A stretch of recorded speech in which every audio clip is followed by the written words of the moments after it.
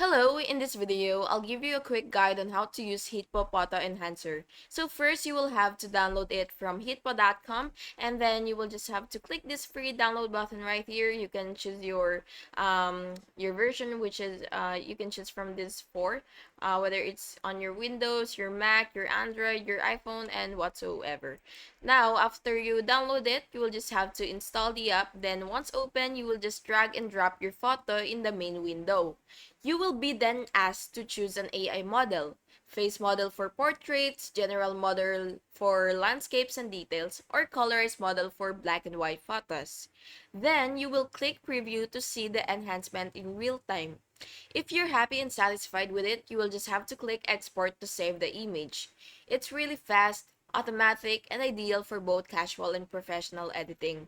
There are no manual adjustment needed. And that's basically it. If you found this video helpful, please make sure to like and subscribe for more videos like this. Thank you so much for watching. Have a good day.